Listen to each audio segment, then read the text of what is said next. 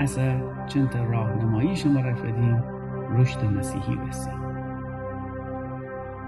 هر قدر که امی اعتماد و توکل به خداوند بیشتر ببه، امی رابطه مسیح امره قایمتره به و حتی رشد مسیحی امی زندگی جزئیات میان بیشتره به. اصلا چی بکنید که شیمی خیال جمع ببه که خدا دستورانه اجرا بودن ندیدی. همه تنه از شما را خدا کلام جا گفتن داره. همه تا روزن دعا امره خداوند مرا گپ بزنید. همیشه خدا کلام خندن امره شیمی شناخت جا خداوند بیشتر کنید.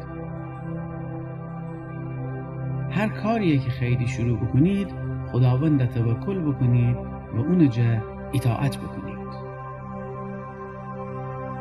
شیمی نفس این کار بکنید و روح القدس پاکی و قدرت درون زندگی بکنید.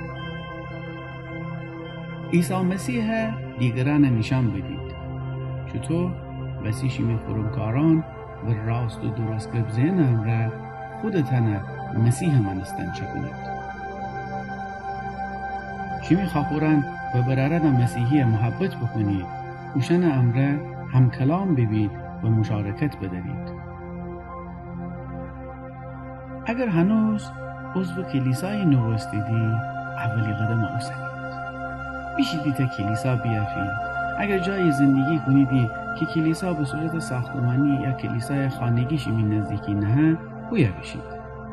ولی اگر جای ایساییدی که کلیسای فیزیکی وجود نره خدمت اینترنتی هم تنی کمک بکنه.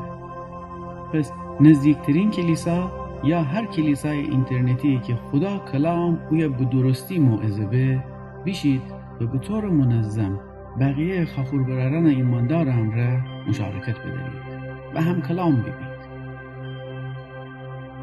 ایماندارانی که مسیح خوشن منجی دنیدی و تغلا کنیدی اون اراده مقدس بجا باوری و عیسی محبت مرا همدیگر خدمت کنیدی.